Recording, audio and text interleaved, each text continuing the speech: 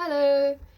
I sincerely hope that you are doing well, that it is well with your soul, your spirit. And I pray for healing, and I pray that you get a heart encounter, that you can feel peace and ease, and that any anxiety or any negativity can just pass from you. And I pray that you feel some relief, and that one of your prayers gets answered today in a way that you can see it, and that you can thank God for it. And yeah, anyway, sorry, that's not the point of this video. I just really want to convey that if I could just, transfer to you some goodness, a hug, some whatever it is that you need. But I can't do that. But we have a creator. We have someone to turn to in those times of need. God, you can take refuge in him. He is your stronghold in times of trouble. You can pray to him. He can see to your needs. He knows you. He could be just waiting for you to come to him. Anyway, sorry, I don't want to get carried away on that. I don't want to, maybe some people don't like it when another person talks about that kind of thing. But thing is, this is part of me, so anyway, and I'm not going over the top anymore, but I was gonna boom. Okay, so because somewhere it was I think on a poll, I'm not sure what it was, but somebody was interested in this book, The Secret Language of the Soul, and I suppose this is the byline, and it says a visual key to the spiritual world. And it was by Jane Hope, and I think it was first published in 1990.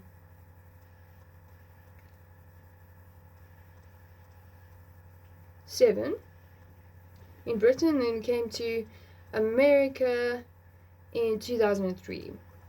And yeah. So what I thought, just like the other one, is to, just because I haven't read this book, or not properly, I guess, or just not in a very lengthy amount of time, and so because it's so long ago, I can barely remember anything, so it's basically new. So I thought I'd read the introduction and see what that's about, and then possibly chapter 1, although, yeah, okay. So, yeah, I'm sorry that I'm, looking down, and, the pity here is, it seems like there's a lot of symbols and whoa, look at that one. A lot of symbols and pictures in the book. So that's, I could try and show you the introduction. You see what happens with the video. There we go. Anyway, okay, let me get to it. This is sorry. It was a warm-up. Okay, I'm being weird. Okay, let's go.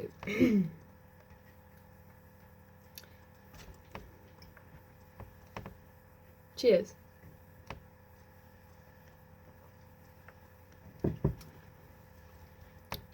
Throughout the ages, belief in an inner soul or spirit has contributed a unique and valuable dimension to human life.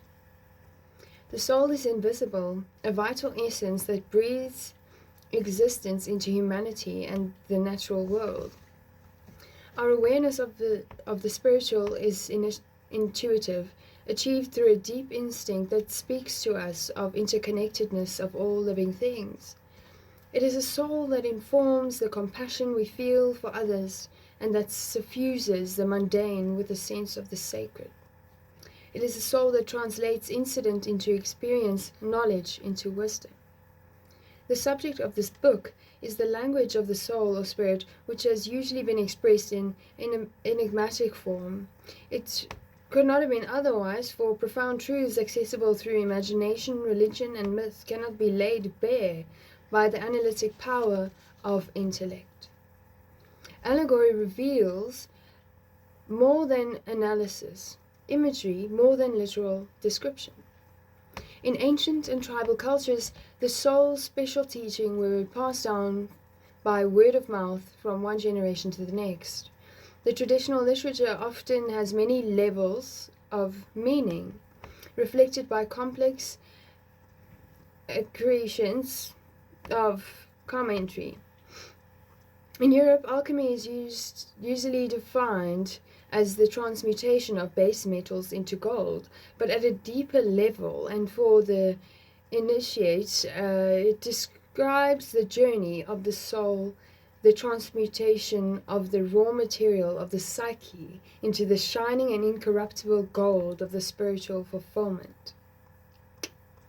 In the East, Tantra is superficially represented by the fierce dark forms of deities stamping on corpses, but its inner impulse is towards the same transmutation of crude emotions into the exhilarating energies of the enlightened mind. Symbols such as these are meaningful to us as we search for ways to experience and comprehend the truths that elude literal description. In exploring the lexicon of the soul, we inevitably encounter complications when we consider the relationship of the soul to the body. In the West, this relationship is most often perceived as an absolute dualism, but traditions which view the mind and body more holistically, for example those which inform alternative healing, yoga, meditation, offer a different perspective. In the East, the body has never been seen as distinct from the soul. The psychosomatic or subtle body contains a network of energy channels which move spiritual energy around a complex internal network. The view that the body is inferior to the soul has been prevalent in the West. Denial of the pleasures of the flesh allowed the soul to escape contamination and free itself from the shackles of material existence. Similarly, in Buddhist belief, attachment to the world is the source of suffering. In striving towards self-understanding, we must engage with these ideas in ways that are meaningful to us. Do our emotions have a spiritual dimension, or can they undermine the spirit? How can we live spiritually with our bodily appetites? An individual soul or spirit exists beyond the confines of ordinary time and space.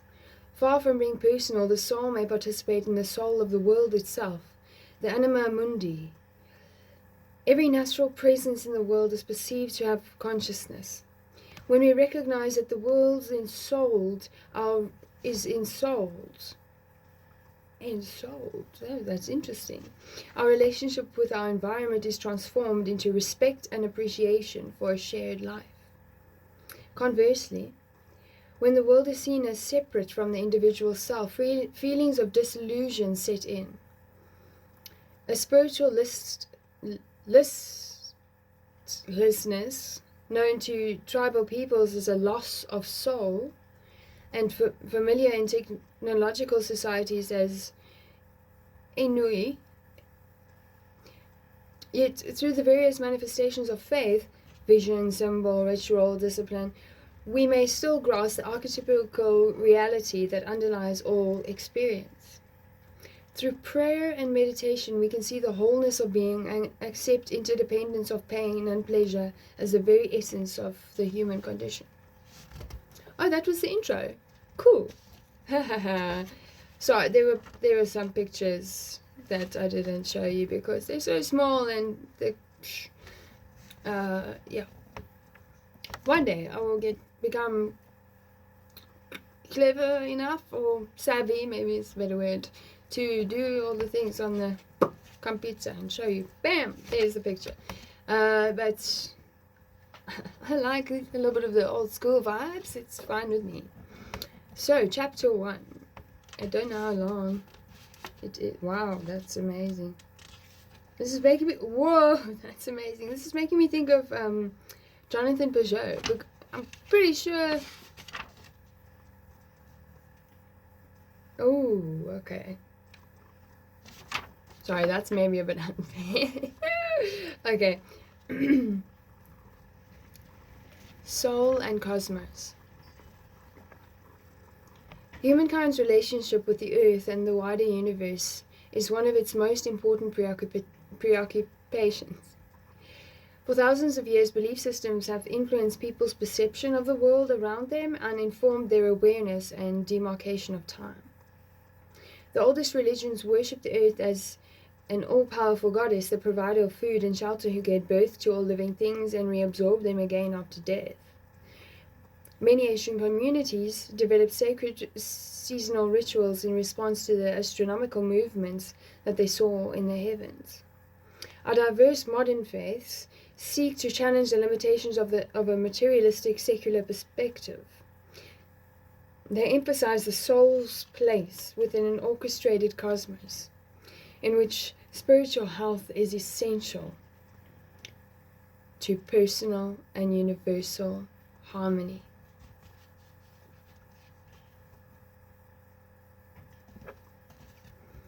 The world soul.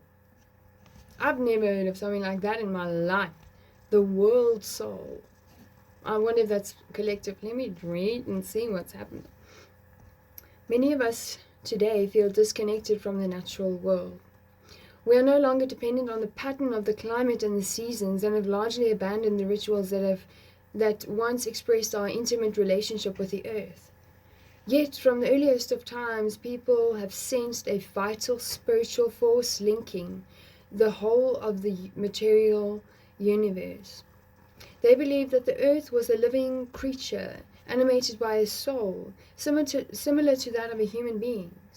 Isn't that a creative concept? Wow.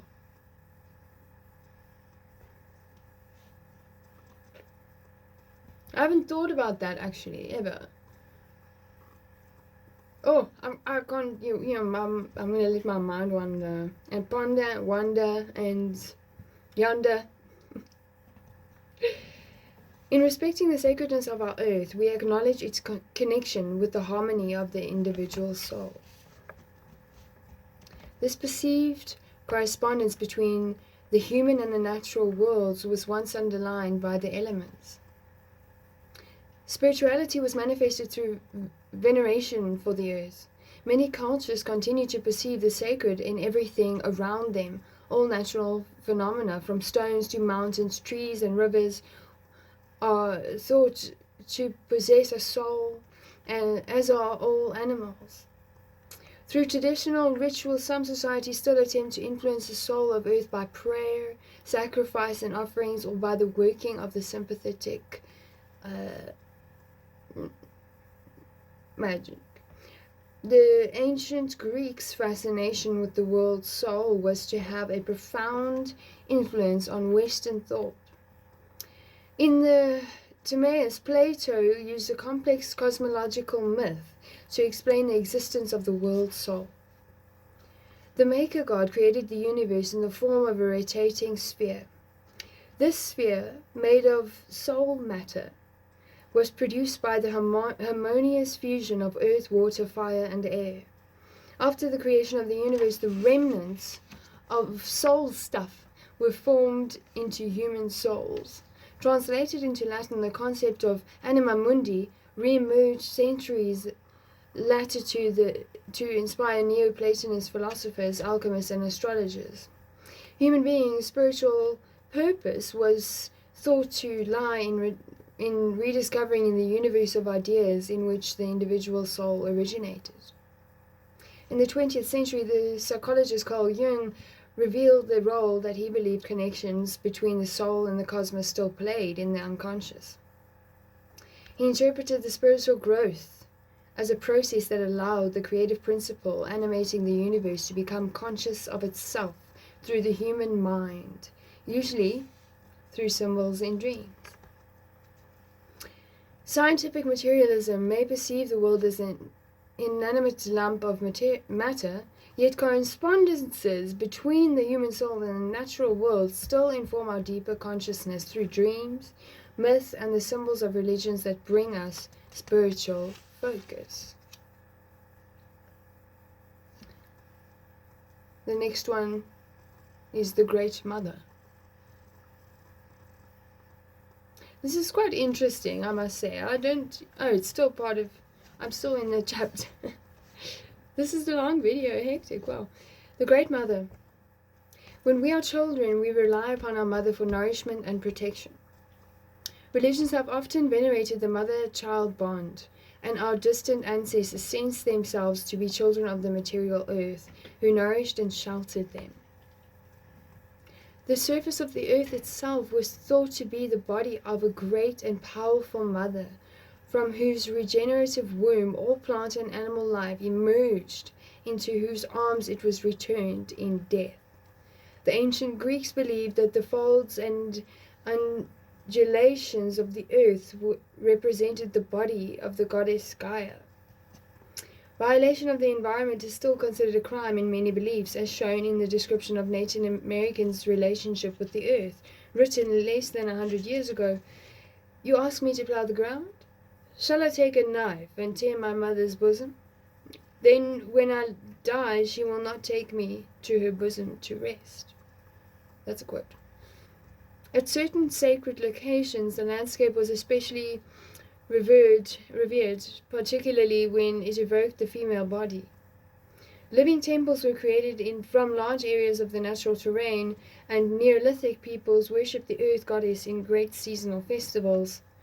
The power of material earth goddesses derived from their links with both creative and destructive processes. The ambivalent role of these goddesses, bringers of birth and death, fertility and degeneration, found expression in many cultures as a polarization of imagery.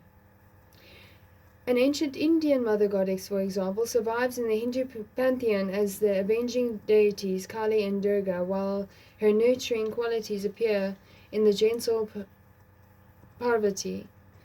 The Celtic goddess Epona combined the roles of warrior, healer, guardian of the dead, and source of fertility. The concept of the earth as a goddess rendered the sacred its natural curves and crevices, caves, rock clefts, and springs.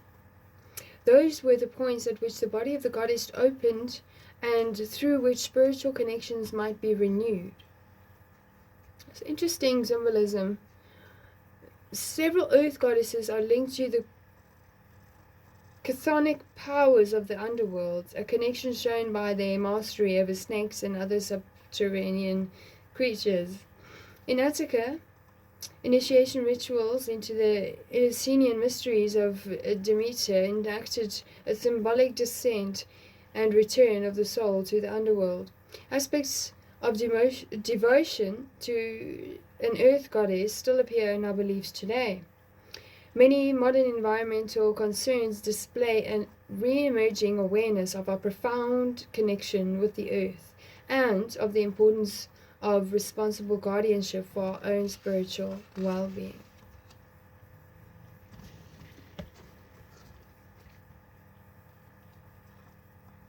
This is a very long chapter. Very long chapter. So, I'm going to end off there. Oh my word, this is beautiful.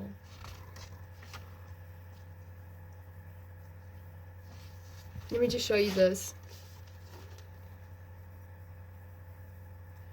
Isn't that stunning? Sure. Wow, that's interesting. Okay, I'll try and put it as close as possible. Oh, then it's not getting the light there. Hope you can see. Can you see the bird and the snake and the... Okay, sorry. Okay. This is something. I should have probably read the back, hey. The soul is the ultimate human mystery. Exploring the nature of the soul opens the door to personal enrichment and self-discovery. The secret language of the soul is a richly illustrated visual compendium of the many different beliefs of this unknowable essence. Inside, you'll find a complete guide to the rituals, ideas, and symbols hand-drawn from the world's greatest spiritual legacies. Jane Hope is a writer, visual artist, and teacher who studied under the late Chögyam Trungpa Rinpoche. I'm so sorry if I pronounced that wrong. In addition to authoring 2 books on Buddhism, she is the founder of the London Shambhala Meditation Center and has taught meditation in North America and Europe for over 20 years. She lives in the United Kingdom. Also available, this is another book of hers, The Secret Language of Symbols. Interesting. I'm not sure if I'm going to post this video, but I suppose, this is a book, it's from a certain perspective, and it was like written and published, what is it now? Like literally, like almost, what is it? 20, 30 years ago, around there? So that's quite a while, and yeah, like I said, I'm reading from it. It's from a perspective. Some people might find it interesting or meaningful, and I think that if something is meaningful to you, that's important. Or at least if you heard something in my reading of the intro and a bit of the first chapter, like I did with the other one, then you can at least, if you want to, you can go explore further. So I'm not trying to impose anything on you in terms of belief or faith. I don't think this really talks about that, but like I can't say, but and it's very clear that it's got a symbolic take or a symbolic vibe in it, and a certain sort of orientation in terms of how the book is sort of moving. But I think that, what am I trying to say at the end of this video now? I think that I should just be courageous and not be self-doubty right now, just in this recording. Yeah, I just want to say that I suppose I feel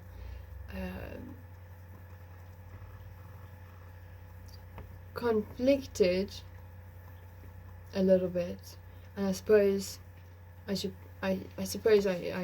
that I should pray on it and then decide whether or not to put this video up. Yeah. Anyway, I hope that today you can find something to be grateful for. Actually, I'm pretty sure you can. So do yourself a favor, and I'm gonna do it too. And I'm gonna really try build up and commit to daily practices of gratitude. It's so important because having adopted gratitude attitude, that can really lift you. It can really, really help. Seriously, it really can. And at first it might feel like a little bit awkward, but let me use a simple example instead of a deep one. I know that I've used deep examples before, and sometimes I use those in other conversations with people, and they're like,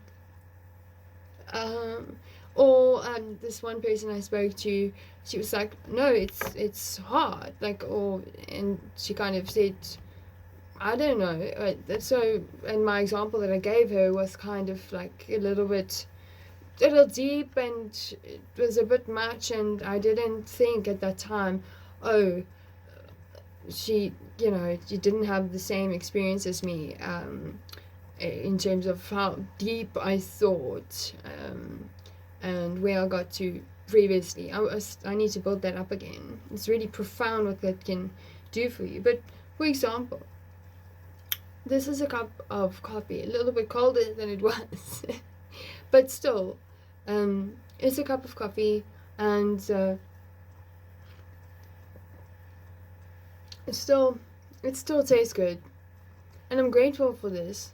I'm really grateful. I love coffee.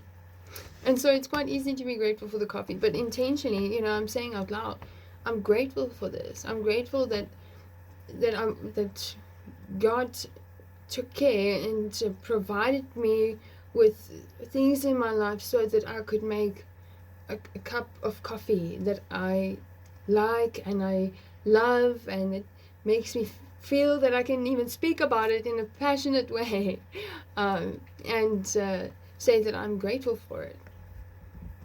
And if I go and sit outside right now, after heating this up, definitely, I can sit and sort of embrace the practice of peace, be still, and just listen, or just be open.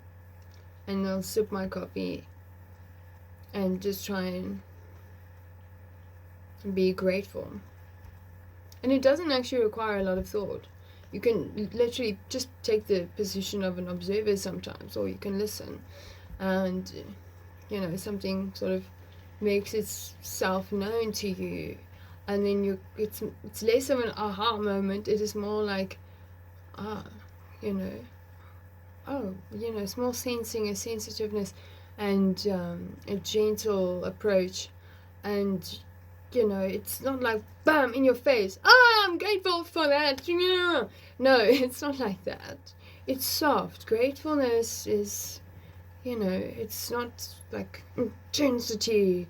You know, it can become that, I suppose, in some ways. Although that, yeah, I think, no, I'll stop myself from crossing over into humility sort of practices. But like, you know, lots of things are sort of linked to one another. But yeah, I mean, let me not go on and on and on and on and on and on and on and on and on and on and on and on and on and on and on and on and on forever. No, I'm not gonna do that. But yes, I am going to go sit outside. Maybe it has started raining, I'm not sure, but I love the smell of the rain. Cheers. I'm very grateful for that. I'm grateful for your time and attention, and I'm grateful that you're breathing. Amen.